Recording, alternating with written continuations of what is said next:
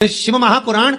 यहां तक विष्णु पुराण करती है, स्कंद पुराण वर्णन करती है, कार्तिक खंड वर्णन करता है कि तुलसी का क्यारा गोल है, चौकोर है, षडाकार का है। उसका भी प्रमाण हमारे शास्त्रों में लिखा हुआ है कि अगर तुलसी का कुंड गोल है तो वो ऐश्वर्य प्राप्त करता है, तुलसी का कुंड चौकोर है तो वो वंश की वृद्धि करता है, तुलसी का कुंडा अगर षडाकृति का है, 6 फलक वाला है तो वो घर में संपदा की वृद्धि करता है। ये तुलसी के कुंड का भी प्रमाण हमारे यहाँ शास्त्रों में लिखा हुआ है कि कुंडा कैसा होना चाहिए, तुलसी के कुंड की आकृति कैसी होना चाहिए, तुलसी का कुंड होना कैसा चाहिए, उसका भी प्रमाण हमारे यहाँ स्कंद पुराण में लिखा हुआ है, विष्णु पुराण में लिखा हुआ है कि आपको क्या किस रूप में चाहिए। पर जगत है ना, दुनिया के आगे हाथ फैलाओ, जाकर निवेदन करो, यहाँ वाले बाबा के पास हो या वहां वाले बाबा के पास हो या उसके पास हो या उसके पास हो या जगत के पास जाओगे, दुख पाओगे, रुपया खाएंगे, चूना लगाएंगे, धक्के मारकर निकाल देंगे, 2-4-8 दिन घुमाएंगे फिराएंगे, कल आना परसों आना नरसों आना, ऐसा करना वैसा करना, बस बाबा यही घुमाते रहेंगे और तुम्हारे धन का चूना लगाते रहेंगे। पर निवेदन है इनसे बचकर शिव की शरण में जाकर भगवान शास्त्र में जो लिखा है उसके अनुसार हम क्यों ना कर्म करें जिसका फल हम पा जाएं, हम क्यों ना ऐसा कर्म करें जिसके फल को हम पा सकें, हम क्यों भ्रमित हों।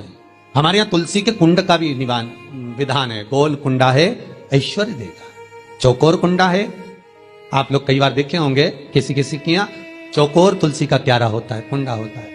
वो वंश बढ़ाता है, षडाकृति का है वो धन देता है, संपदा देता है। दोष हमारा है, हम तुलसी के कुंडे के नीचे शंकर जी को रख देते हैं, क्यों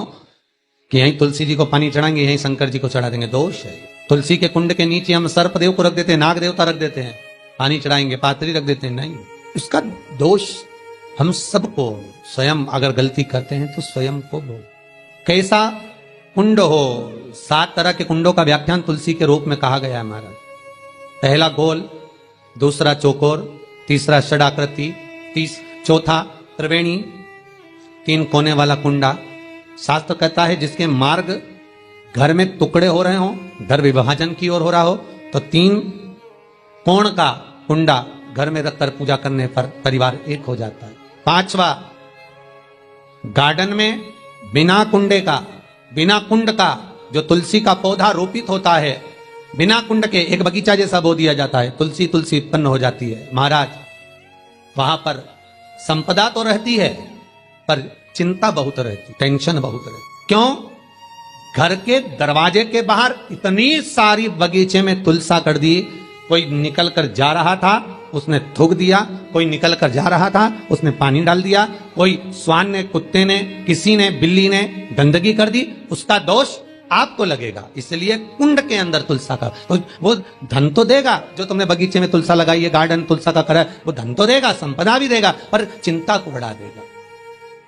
5 महाराज। छठा, तुलसी के कुंड को 3 धार पर लटका कर रखना। कई जगह पर आपने देखा होगा तुलसी का जो कुंडा होता है उसको 3 जो तार होते हैं, 3 जो चेन होती है उस पर लटकाया जाता है। महाराज विष्णु पुराण उसका भी व्याख्यान करती है। महाराज वहां व्यक्ति के कार्य उन्नति की सीढ़ी की ओर बढ़ जाते हैं। जैसे भोजन की थाली लग गई, भोजन तैयार हो गया, बस खाने बैठे हो और थाली खसक गई, समझ लेना कि तुलसी को अधर पर लटका कर रखा है। इसलिए कार्य तो हो रहे हैं, बनने वाले हैं, 4 दिन बाद ये काम होने वाला है, 8 दिन बाद ये काम होने वाला है, लग रहा है कि इसमें इतना फल मिलेगा, लग रहा है इस व्यापार को करेंगे तो इतना फायदा हो जाएगा, सब कुछ करा, लाखों रुपए लगा भी दिए, थाली मालूम पड़े खसक गई, अधर लटका है। 7 क्रम है तुलसी के, ये 6ठा क्रम बताया। तुलसी का 7वां क्रम, तुलसी का 7वां क्रम है महाराज, तुलसी का कुंडा जैसा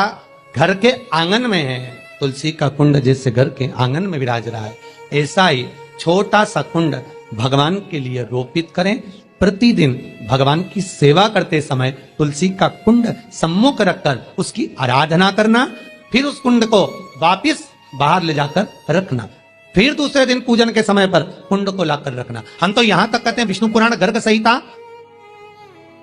कल्याण का तुलसी अंग यहां तक वर्णन करता है कि आप पूरे साल ये नहीं कर सकते तो कम से कम कार्तिक के महीने में भगवान के सामने तुलसी का छोटा कुंड, चौकोर वाला, गोल नहीं, चौकोर कुंड लाकर भगवान के सामने रखकर छोटा सा कुंड का पूजन कर भगवान के साथ उस कुंड को वापस बाहर विराजमान करें, फिर कल लेकर आए, फिर विराजमान करें। आप पूरे साल नहीं कर सकते तो 1 महीना,